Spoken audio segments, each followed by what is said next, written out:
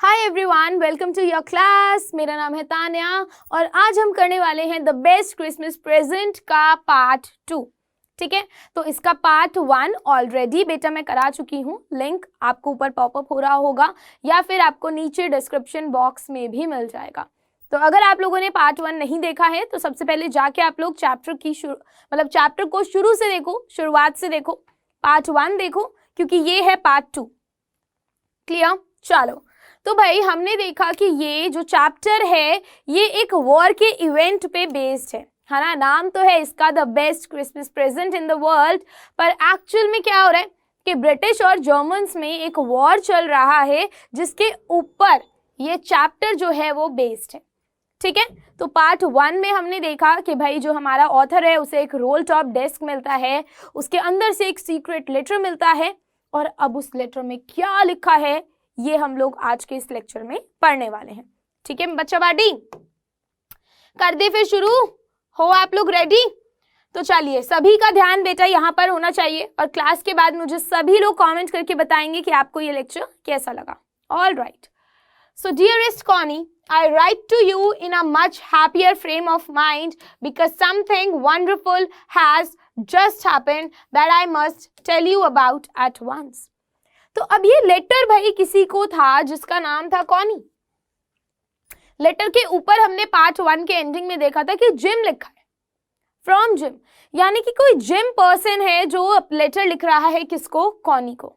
All right, वो बोलता है much happier frame of mind, मतलब कि मैं काफी खुश हूँ ये लेटर को लिखते हुए। जो मेरा स्टेट ऑफ माइंड है दैट इज एट पीस, और मैं काफ़ी ज़्यादा खुशी से ये लेटर आपको लिख रहा हूँ क्योंकि आज कुछ बहुत ही ज़्यादा वंडरफुल, बहुत ही ज़्यादा अमेजिंग हुआ है। ठीक है, जो मैं आपको बताना चाहता हूँ। We were all standing to, now what is the meaning of standing to? यानी कि टेकिंग अप पोजिशंस। अब आपने जनरली वॉर्स वगैरह जब होते हैं है ना, मूवीज वगैरह में देखा होगा कि फटाफट से अपनी पोजीशन ले लेते हैं कि भाई किस पोजीशन पे रहना है, या फिर आपने कोई भी मूवी देखी होगी, ठीक है, अक्षय कुमार की वो मूवी का नाम मुझे याद नहीं आ रहा, तो अपनी पोजीशंस पे रहते हैं है ना, अपनी गन वन लेके। तो वही है कि we were all standing to in our trenches yesterday. Trenches क्या होता है? आपने देखे बड़े बड़े डीप डचेस, यानी कि गड्ढे बना देते हैं ग्राउंड के अंदर, जहां पे जो सिपाही हैं वो दुश्मन से छुपने के लिए वहीं पर रहते हैं। राइट, तो उनको बोलते हैं ट्रेंचेस, जैसे कि आप इस पिक्चर में देख सकते हैं। तो वो क्या कर रहे थे? वो सभी अपनी पोजीशंस ले रहे थे। कब? येस्टरडे, यानी कि जैसे मैं आज पत्र लिख रही हूं तो मैं बात कर रही हूं कब की? बात कर रही हूं कल की, वो कल जो बीत चुका है। क्रिसमस मॉर्निंग, यानी कि भाई कल क्या था? कल क्रिसमस था और हम सब अपनी पोजीशन ले रहे थे। It was crisp and quite, crisp यानी बहुत ही कोल्ड, फ्रेश, ठीक है, एकदम ठंडी सुबह थी। अब भाई क्रिसमस पे ठंड तो होती है, आप लोगों को तो पता ही है।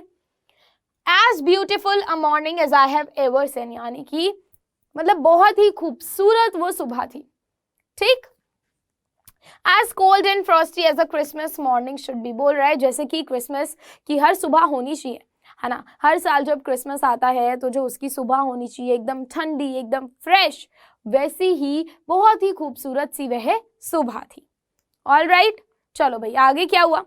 आगे बोल रहा है I should like to be able to tell you that we began it. अब भाई कुछ तो हुआ है, ठीक है ना। जिम लेटर लिख रहा है और जिम बता रहा है कि मैं चाहता था कि मैं तुम्हें बताऊं कि जो भी कुछ हुआ वो हमने शुरू किया, पर बट द ट्रूथ, पर सच ये है, आई एम अशेम्ड, मैं शर्मिंदा हूं। किस बात से? That Fritz began it. Fritz कौन है भाई? हेयर, मतलब यहाँ पर it is a name for a German soldier. ठीक है, तो फ्रिट्ज क्या है? अब मैंने आपको बताया कि जर्मन्स में और ब्रिटिशर्स में लड़ाई चल रही है, राइट। तो ये जो फ्रिट्ज नाम है ना, ये जर्मन सोल्जर्स के लिए यूज किया गया, और जो जिम है वो किसकी तरफ है? वो ब्रिटिशर्स की तरफ है। तो वो बोल रहा है कि ये ना फ्रिट्ज यानी कि जर्मन्स ने शुरू किया। क्या शुरू किया? First someone saw a white flag waving from the trenches opposite.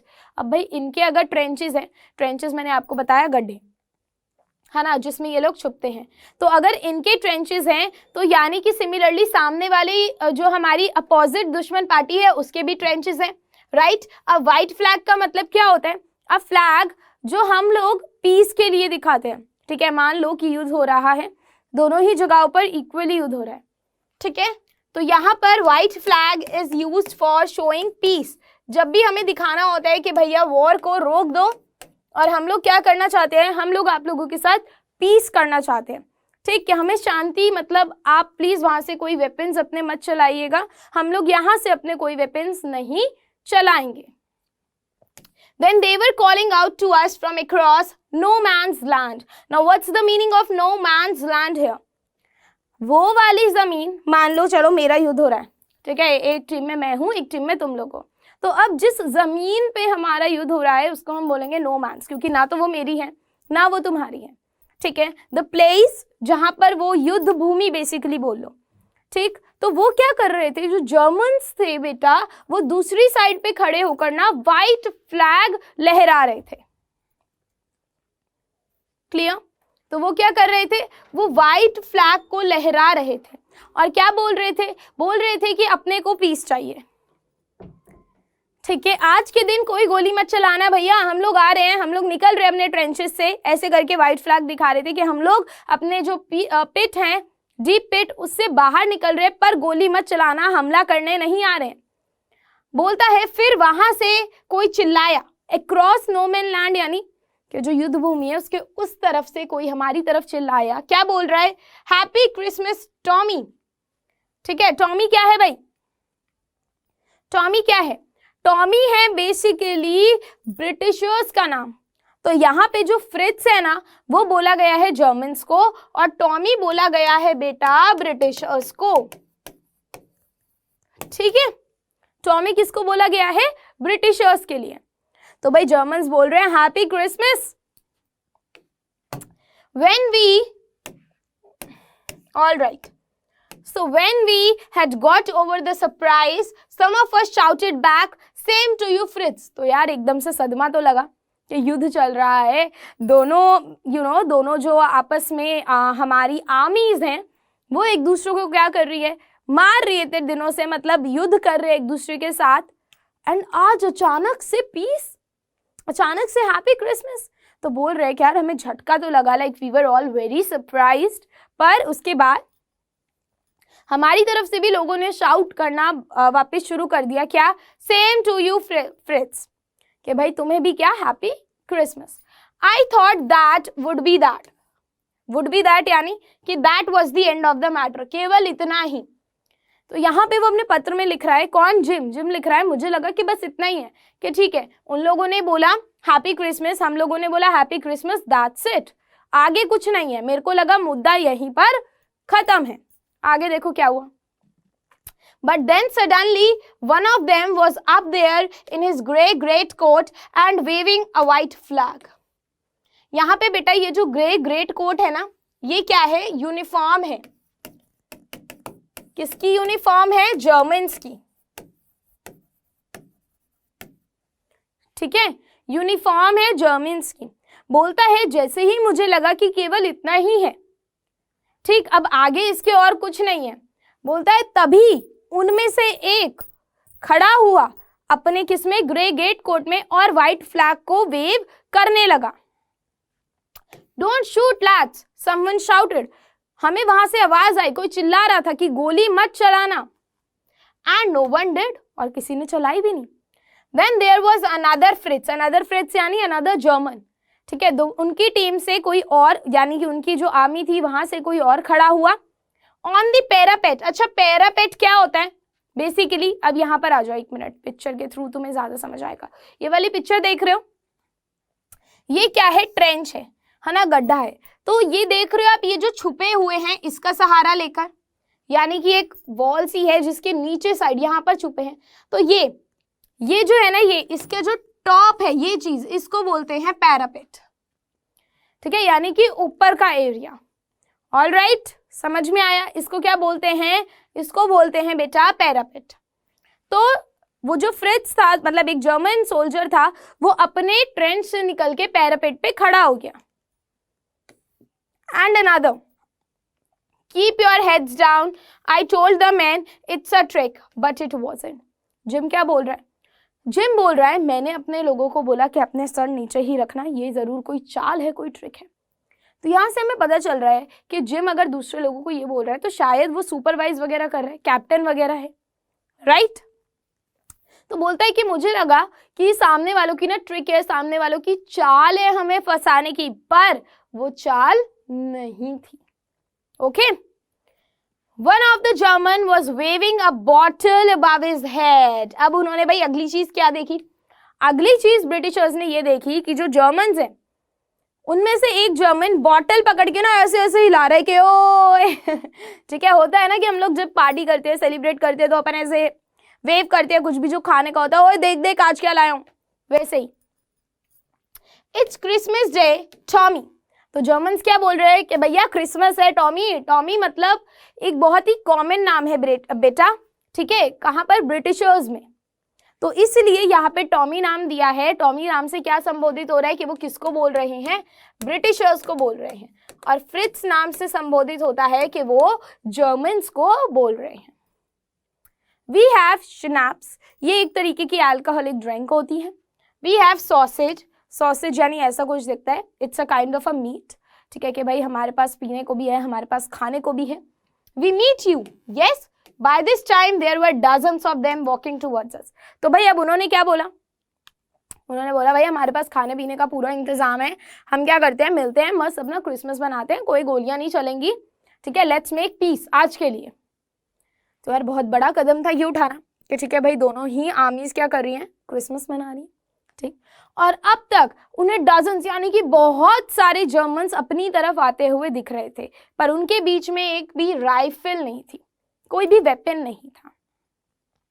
Little private Morris, this is a name, वो ही वाज द फर्स्ट अप जो आया।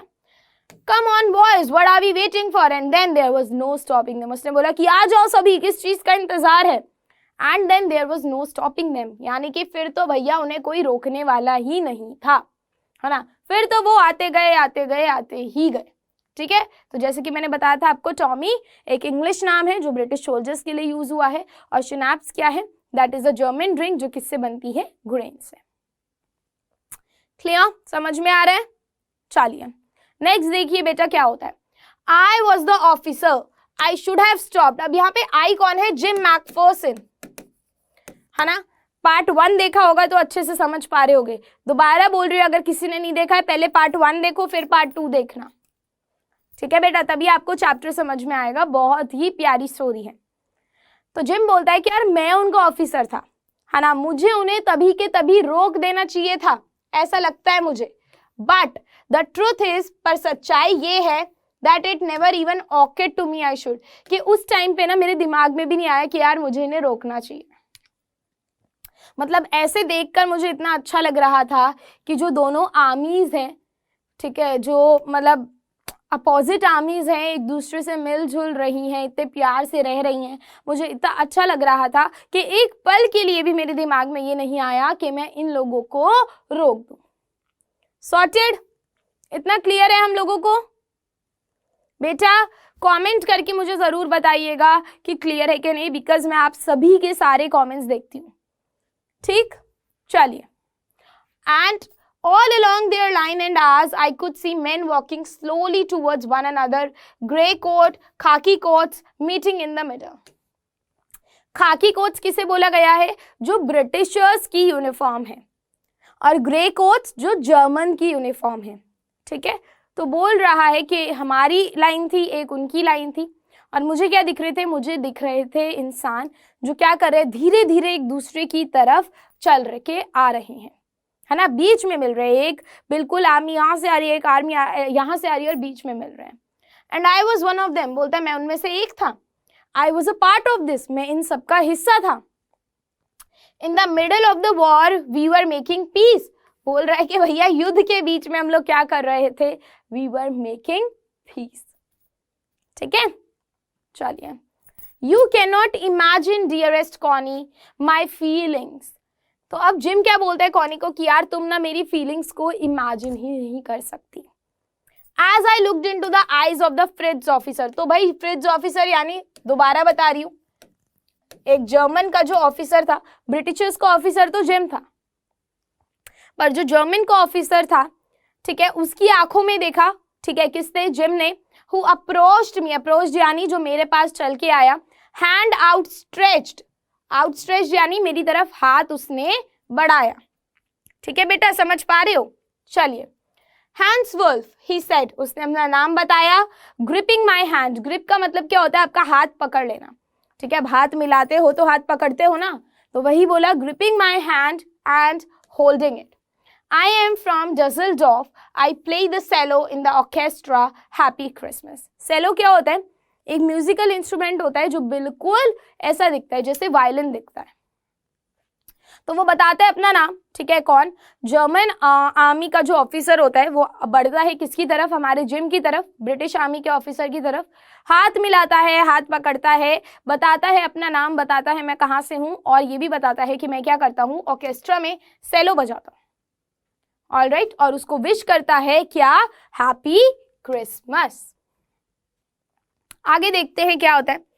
Captain Jim Macpherson, I replied, अब वो रिप्लाई करता है, ठीक है ना भाई, कि उधर से उसने अपना नाम बताया, हम भी हाथ मिला रहे हैं, हम बोल रहे हैं हाँ भाई ठीक है, मैं कौन हूँ, captain Jim Macpherson.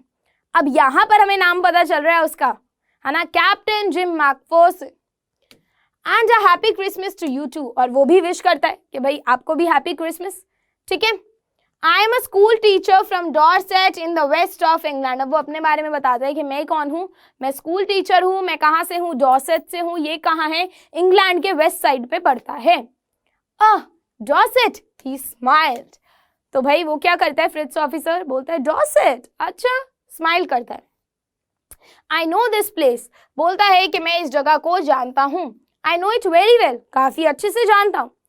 We shared the rum ration and his excellent sausage, ठीक है, तो जितना भी उस पे खाने पीने का सामान था, जो भी उनका राशन था, ठीक है, जो भी वो सॉसेज था, टाइप ऑफ अ मीट, वो उन लोगों ने शेयर किया, खाया आपस में। एंड वी टॉक्ड, कोनी बोलता है, और हमने क्या किया, हमने बातें की। हाउ वी टॉक्ड, जनरली आप लोग देखेंगे कि लड़ाइयों में, युद्ध में, वॉर्स में बातें नहीं होती, है ना, कितने ही उस साइड के लोग मर जाते हैं, कितने ही इस साइड के लोग मर जाते हैं, आपस में जानते भी नहीं एक दूसरे को, है ना। तो ये वॉर्स बिल्कुल भी नहीं होने चाहिए। कितने ही परिवार खत्म हो जाते हैं, कितने ही लोग अपने लव्ड वंस को खो देते हैं, इन वॉर्स में कुछ नहीं रखा। ये एक मैसेज देने की कोशिश की गई है इस चैप्टर से कि देखो वो लोग भी आपस में पीस कर रहे थे, यानी कि वो लड़ना नहीं चाहते, बस उन्हें फोर्सफुली लड़ना पड़ रहा है। Right, he spoke almost perfect English, तो बोलता है जर्मन हो गया, बड़ी अच्छी इंग्लिश बोल रहा था। But it turned out that he had never set foot in Dorset, पर पता चला कि वो उसने ऊपर बोला था कि मैं डॉर्सेट, अच्छा मैं तो बड़ी अच्छे से जानता हूँ इस जगह को, पर वह कभी डॉर्सेट आया ही नहीं, कभी इंग्लैंड ही नहीं आया। He had learned all he knew of England from school, वो जितना भी इंग्लैंड के बारे में जानता था, कैसे जानता था, स्कूल से, and from reading books in English, और जितनी भी उसने किताबें पढ़ी थी ना इंग्लिश में, उसके थ्रू उसको जो नॉलेज थी, बस उसे उतना ही पता था इंग्लैंड के बारे में, और उसको ज्यादा कुछ नहीं पता था इंग्लैंड के बारे में। ठीक है, क्लियर? चलो, his favourite writer was Thomas Hardy, ठीक है, तो उसके फेवरेट राइटर कौन थे, ये राइटर का नाम है बेटा, कंफ्यूज मत हो जाना। तो थॉमस हार्डी करके एक राइटर है जो किताबें लिखते थे, तो वो उसके फेवरेट थे, किसके, फ्रिट्ज के। और उसकी फेवरेट बुक कौन सी थी, far from the madding crowd, ये बुक का नाम है। So out there in no man's land, we talked of Bathsheba and Gabrielok and Sergeant Troy and Dorset. तो ये जो है ना Bathsheba, Gabrielok, Sergeant Troy, ये कौन है, ये बेटा किरदार हैं इसी बुक के, कैरेक्टर्स हैं किसके, इस बुक के, far from the madding crowd. तो जो फेवरेट बुक थी किसकी, जर्मन ऑफिसर की, हंस वुल्फ की, उसकी फेवरेट बुक के बारे में डिस्कस कर रहे थे। तो आप भी जब भी आप लोग कुछ भी डिस्कस करते होगे, लेट्स से छोटा भीम पकड़ लेते हैं, ठीक है, तो छोटा भीम डिस्कस करते हो तो उसके किरदार डिस्कस करते हो कि नहीं, ढोलू भोलू चुटकी, राइट। तो वैसे ही जब ये बुक डिस्कस कर रहे थे तो इसके भी किरदार जो थे ये उसको डिस्कस कर रहे थे। डॉर्सेट आपको पता ही है जगह का नाम है। He had a wife and one son, तो वो बता रहा है अब कोनी को कि भाई जो जर्मन ऑफिसर है उसकी एक बीवी है, एक बेटा है, और वो जो बच्चा है वो कब पैदा हुआ है, सिर्फ 6 महीने पहले। As I looked about me, there were hurdles of khaki and grey everywhere, all over no man's land, smoking, laughing, talking, drinking, eating. Hurdles यानी यहाँ पे क्या है, ग्रुप, कि मैं जहां पर भी देख रहा था ना, ग्रे और खाकी, यानी कि मुझे लोग दिख रहे थे ग्रे और खाकी यूनिफॉर्म में, यानी कि कहीं ब्रिटिश सोल्जर्स, कहीं जर्मन सोल्जर्स आपस में लगे हुए थे, मस्त क्या कर रहे थे, they were laughing, smoking, talking, drinking, eating, मस्त मौज कर रहे थे. Hans Wolf and I shared what was left of your wonderful Christmas cake, Connie. तो भाई कॉनी ने जिम्स के लिए क्या भिजवाया था, क्या भिजवाया था जिम के लिए, एक क्रिसमस केक. तो वो जो बचा हुआ था ना, वो उन्होंने शेयर किया. He thought the marzipan was the best he had ever tasted. अब ये क्या होता है, ये एक स्वीट सी कवरिंग होती है केक के ऊपर जो शुगर, एग और आलमंड से बनती है. जैसे कि केक देख रहे हो, अब इस पे ये कवरिंग दिख रही है, ये इसको बोलते हैं, ठीक है, इसको बोलते हैं. तो वो बोल रहा है कि उनको ये जो तुम्हारा केक की कवरिंग थी ना, ये बहुत ही ज्यादा पसंद आई. वी एग्रीड अबाउट एवरीथिंग, बोल रहा है हमारे विचार हर चीज में मिल रहे थे. And he was my enemy, और तुम सोच सकती हो कि ये मेरा दुश्मन था, यानी कि लड़ाई तो हो रही है ना ब्रिटिशर्स जर्मन्स में, कि सोचो दूसरे आर्मी का ऑफिसर मेरे पास आके बैठा है, एक तरीके से मेरा दुश्मन है, और हमारी सारी चीजें मैच हो रही है, हम लोग मस्त बात कर रहे हैं. There never was a Christmas party like it, Connie. बोलता है यार ऐसी क्रिसमस पार्टी ना कॉनी कभी भी नहीं हुई.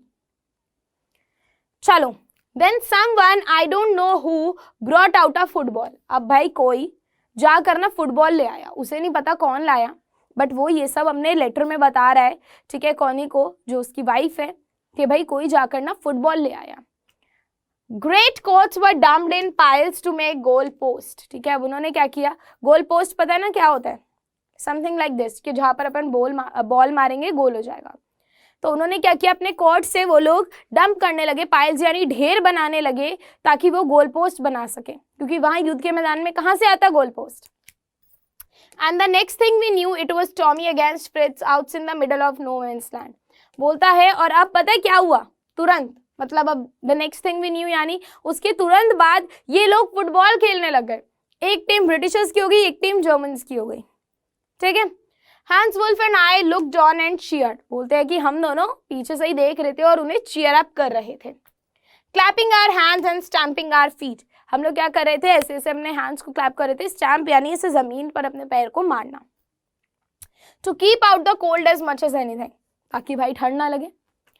There was a moment, एक क्षण आया, when I noticed, जब मैंने ये नोटिस किया, our breaths mingling in the air between us.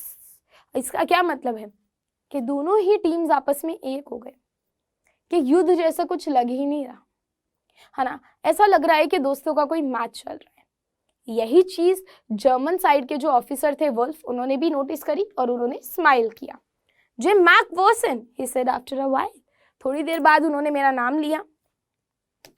I think this is how we should resolve this war. बोलते यार मेरे को लगता है कि इस तरीके से हमारा ये जो वॉर है वो निपटना चाहिए, एक फुटबॉल मैच के जरिए.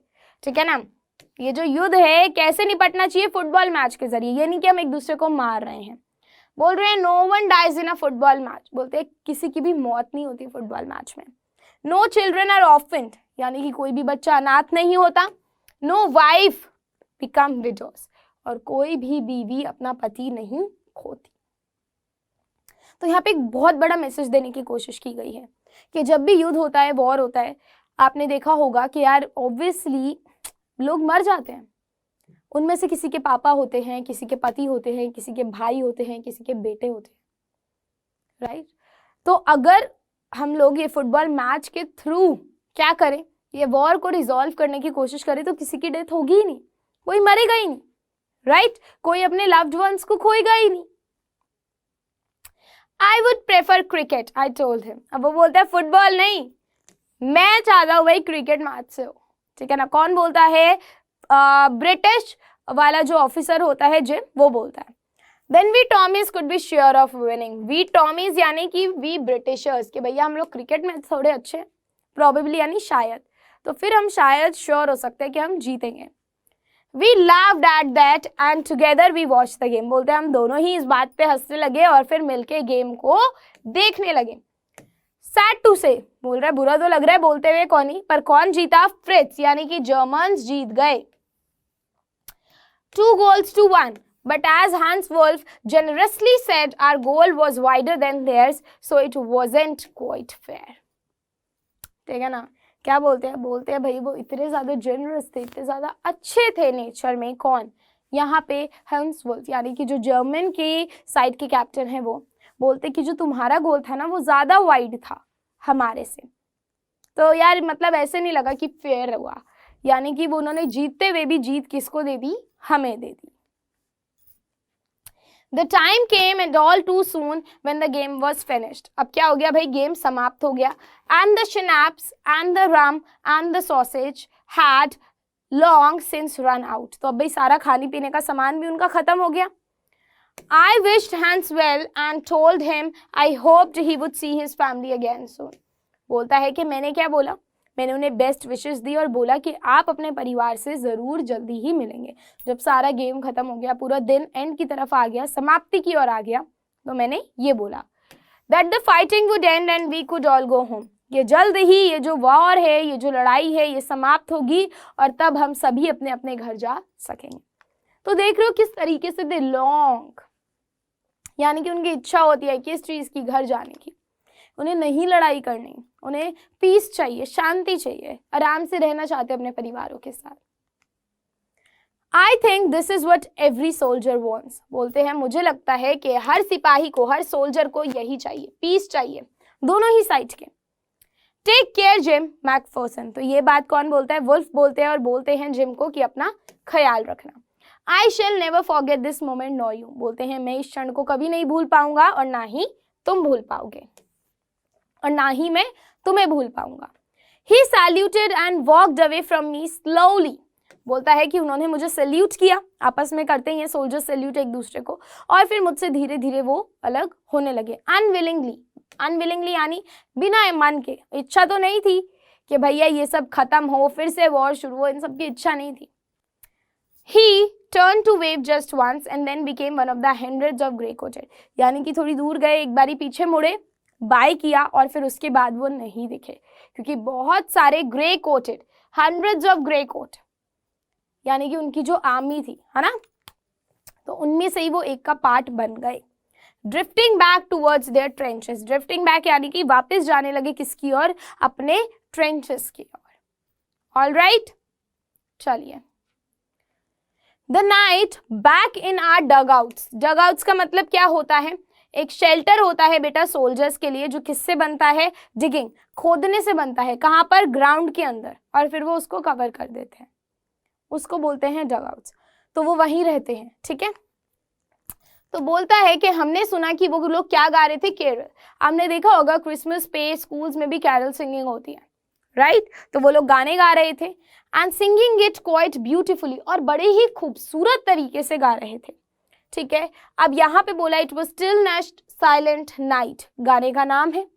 Are boys gave them a rousing chorus of while shepherds watched. तो भाई यहाँ से भी आर बॉयज यानी जो हमारी आर्मी थी वो भी यहाँ से गाना गाने लगी. We exchange carols for a while. तो ऐसे ही चलता रहा, कभी वो लोग वहाँ से गा रहे हैं, कभी हम लोग यहाँ से गा रहे हैं, और उसके बाद वी ऑल फेल्ट साइलेंट, और फिर पूरा सन्नाटा हो गया. We had a time of peace and goodwill, a time I'll treasure as long as I live. बोलता है कि सब अच्छे से हुआ, ठीक है, हमें एक अच्छा टाइम हम लोगों ने स्पेंड किया, टाइम पूरा पीस से भरा था, पूरी शांति से भरा था, और मैं इसको हमेशा सराहूंगा.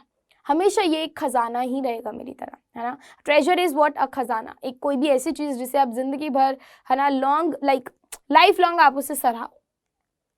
All right. डियरेस्ट कॉनी, अब वो लास्ट में लिखता है dearest Connie, by Christmas time next year, यानी कि अगले साल जब क्रिसमस आएगा, this war will be nothing but a distant and a terrible memory. कि जब तक अगले साल तक क्रिसमस आएगा तो ये वॉर बस एक धुंधला सा एक हमारी मेमोरी में रह जाएगा. I know from all that happened today how much both आर्मीज long for piece. बोलता है कि जो भी आज हुआ ना, उससे मुझे इतना तो समझ में आ गया कि दोनों साइड की जो आर्मीज हैं वो कितना पीस के लिए यानी कि कितना शांति के लिए इच्छा रखती हैं। दोनों ही साइड पे लोगों को शांति चाहिए, किसी को भी वॉर नहीं चाहिए।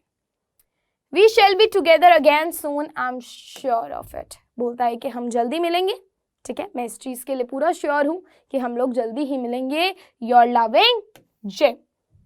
लास्ट में उसने क्या लिखा लेटर में? Your loving gym. क्लियर? तो पार्ट 2 में हमने पूरा लेटर पढ़ा। जो लेटर हमारा नरेटर पढ़ रहा था, है ना, रोल टॉप डेस्क में एक लेटर मिला था, वो खोलना नहीं चाहता था पार्ट 1 में। पार्ट 2 में उसने लेटर खोल दिया और लेटर के अंदर था कि भाई 2 आर्मीज थी, ब्रिटिशर्स, जर्मन्स, और कैसे उन्होंने क्रिसमस वाले दिन लड़ाई नहीं करी, पीस किया, वो पूरा एक्सप्लेनेशन था, ठीक है। तो अब हम लोग पार्ट 3 में क्या देखेंगे, इसके आगे की कहानी देखेंगे कि इस लेटर के बाद हमारा जो ऑथर है, जो नरेटर है, वो क्या करता है, ठीक है। तो पार्ट 3 हमारा लास्ट पार्ट होगा इस चैप्टर का, फिर हम आपका नेक्स्ट चैप्टर उठाएंगे। तो आप लोग सभी बेटा मुझे कमेंट करके बताओगे कि आपको पार्ट 2 कैसा लगा और पार्ट 3 का कितना बेसब्री से आप लोग इंतजार कर रहे हो। ऑल राइट, तो keep sharing your class channel को, ठीक है, शेयर करते रहो जो भी नई वीडियो देखते हो उसको, एंड ऑल्सो हमें कमेंट्स में बताते रहा करो कि किस टाइप का कंटेंट देखना आप पसंद करोगे। I'll see you guys in the next lecture। तब तक के लिए अपना ख्याल रखो। Bye bye, take care.